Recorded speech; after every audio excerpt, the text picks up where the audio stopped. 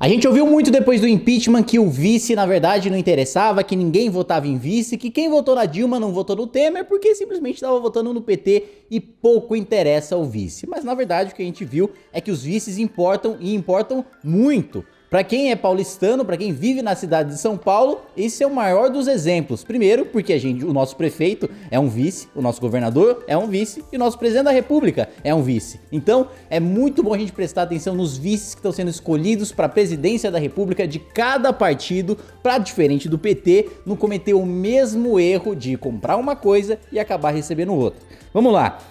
Tem primeiro a vice que é Cátia Abreu, que vai ser vice do Ciro Gomes. O Ciro Gomes ele tentou negociar com o Centrão, ia pegar o Josué Alencar, que é do PR, para tentar fazer essa aliança com o Centrão como seu vice-presidente, mas não conseguiu negociar com o Centrão porque começou a falar um monte de baboseira, chamou o Holliday de capitãozinho do mato, aí depois deu um tapa no Arthur, enfim, foi se enrolando todo e os partidos acabaram jogando ele para escanteio. Cátia Abreu foi o nome escolhido por Ciro Gomes para compor a sua chapa como vice-candidata à vice-presidência da República. Basicamente não sobrou nada pro Ciro colocar, colocou a Cátia Abreu, que hoje é uma linha auxiliar de esquerda que foi jogada para escanteio, né? Fez parte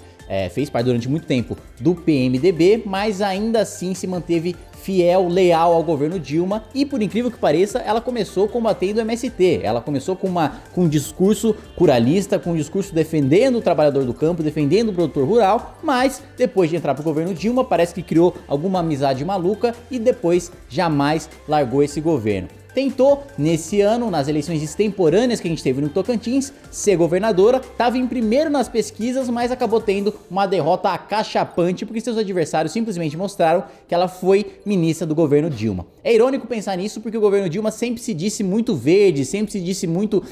do meio ambiente, né, defensor da fauna, da flora e etc. Não vamos dar a Amazônia para os estrangeiros, mas a Cátia tem o nosso queridíssimo e fofo apelido de Cátia Motosserra, justamente por ser conhecida em Goiás por passar o trator em cima de um monte de árvore, e inclusive foi homenageada pelo Greenpeace com a motosserra de ouro por causa disso. Bom, basicamente foi o que sobrou pro Ciro Gomes depois das tentativas falhas de negociar com o Centrão e ter Josué Alencar, do PR, indicado do Valdemar da Costa Neto, como seu vice-presidente, e conseguir todo esse tempo de televisão que no final acabou indo para Geraldo Alckmin. Eduardo Jorge foi o nome escolhido por Marina Silva para compor a sua chapa como candidato à vice-presidência da República. Foi uma aquisição importante para Marina porque todos os deputados e senadores da rede foram embora, foram para outros partidos, abandonaram o navio naufragado de Marina por causa das eleições de 2016, em que basicamente a rede não conseguiu eleger ninguém de relevância, e agora, em 2018, ela conseguiu participar, vai conseguir participar dos debates de televisão por causa dessa coligação com o PV, que tem deputados, né? Se ela não tivesse com o PV, a rádio e a televisão não seria obrigada a chamá-la para qualquer tipo de debate. Mais do que isso, o Eduardo Jorge, ele gerou vários memes aí na internet. Eu mesmo me lembro que fiz vários memes nas últimas eleições de 2014 falando do Eduardo Jorge, dele que falando, o Boechat perguntando, é só isso, candidato? Ele, isso eu concordo com o candidato. E também do famoso Quero, também, que ele falava várias vezes, e agora sai como vice-presidente, sai como candidato à vice-presidência da República pelo PV com a rede de Marina Silva. Eu, pessoalmente, lembro que em 2014 li o programa do Eduardo Jorge e era um programa bom, era um programa razoável. Ele defende parlamentarismo, ele defende mais liberdade de mercado, só que no final das contas a galera só ficou na liberalização da maconha, que no final das contas, segundo ele nem fuma. Ana Amélia foi o nome escolhido por Geraldo Alckmin, aquele presidenciável que conseguiu o maior tempo de televisão fechando um acordo com o Centrão, aquele grupo de partidos que em sua maioria tem deputados fisiológicos, tem deputados que só querem estar no próximo governo, estão um pouco se lixando para ideologia. Enfim, Ana Amélia é jornalista de formação, começou a sua carreira política já disputando a eleição para o Senado, venceu essa eleição para o Senado porque era muito conhecida pelas suas opiniões fortes, mas mesmo assim a ideologia dela foi se moldando ao longo do tempo, ela foi se descobrindo politicamente, porque no início ela estava ali, e até hoje, apoia a Operação Lava Jato, é a senadora mais ativa em termos de Lava Jato, de apoiar o juiz Sérgio Moro, de apoiar a continuidade, e ela mesmo diz o apoio incondicional à operação, mas em 2012 ela chegou a apoiar Manuela Dávila para a prefeitura de Porto Alegre. Então isso mostra que ela tem um pouco, deu uma vaciladinha ali meio no começo, não sabia muito bem o que ela defendia, o que ela não defendia, mas ela acabou sendo jogada para a direita, justamente depois que o PT começou uma campanha de difamação contra ela, que provavelmente disputaria o governo do Rio Grande do Sul, em 2014, não disputou justamente por causa dessa campanha pesada de difamação petista e desde então entendeu o que realmente significa a esquerda, o que realmente significa o petismo no Brasil e passou a combatê-lo, né? Daí em diante ela passou a ter um comportamento exemplar, votando a favor do impeachment, votando a favor de todas as reformas importantes e, no geral, na minha opinião, juntando todos os pontos de todos os vices, ela, por enquanto, é a melhor vice. Aliás, na minha opinião, seria até candidata à presidência da República, mas infelizmente tá só como vice. General Mourão foi a escolha de Jair Bolsonaro para seu cargo de vice, para assumir a sua chapa. Bolsonaro tentou negociar com o Centrão, tentou negociar com o PR de Valdemar da Costa Neto, principalmente o apoio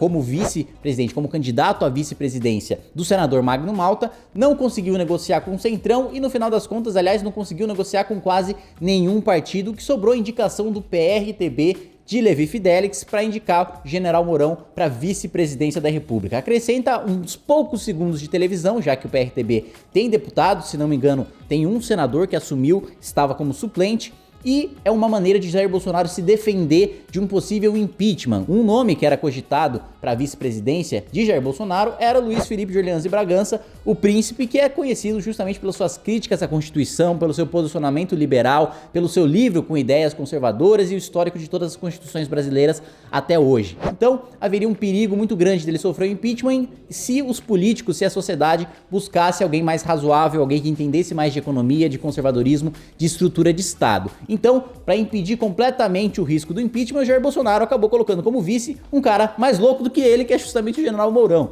né? Há tempos passados, defendeu a intervenção militar, disse ser favorável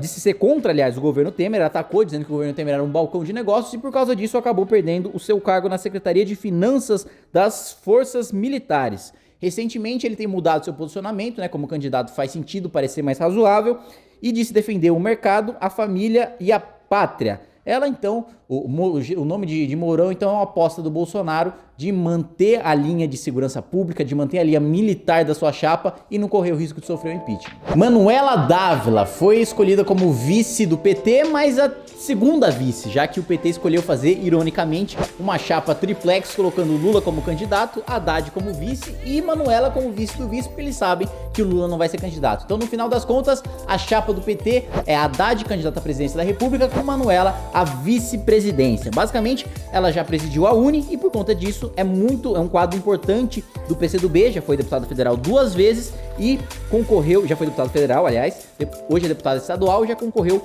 2 vezes para prefeita da capital gaúcha. Ela já chegou a estar em primeiro nas pesquisas, mas no final das contas foi lá pros cafundós, disputando com Maria do Rosário, com Marquesan, com o PMDB e diversos outros partidos que disputaram a prefeitura de Porto Alegre. Ela vivia usando aquela camiseta, né, lute como uma garota, ela deu entrevista pro Roda Viva falando que jamais ia desistir, mas acabou tirando a sua candidatura pelas ordens de um homem, Luiz Inácio Lula da Silva, não só um homem, mas um presidiário, um criminoso condenado, e ela, no final das contas, mostrou que sua fibra não passa de só obediência ao partido e obediência a uma figura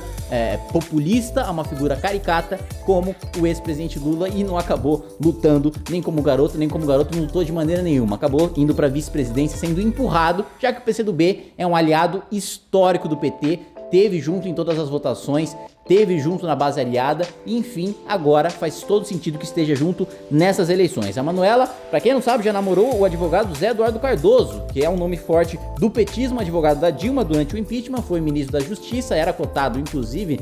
para assumir eventualmente uma cadeira no Supremo Tribunal Federal. Hoje ela é casada e tá tentando modernizar o país com o ideário do PCdoB, que basicamente idolatra Stalin, que é um negócio que já passou do século passado e ela acha que é uma coisa moderna e legalzinha, mas no final das contas todo mundo bem sabe que Haddad não vai vencer as eleições, já tomou uma surra na prefeitura de São Paulo, ainda menos com Manuela Dávila, que também nunca venceu uma eleição majoritária. É isso, pessoal, esses foram os vices. Eu peço que vocês se inscrevam no nosso canal, compartilhem o vídeo, marquem os seus amigos, clica no sininho para receber as notificações, e se você realmente gosta do nosso trabalho, quer que a gente continue, entre mbl.org.br/contribua e faça parte você também. Inscreva-se no nosso canal youtube.com/mblivre.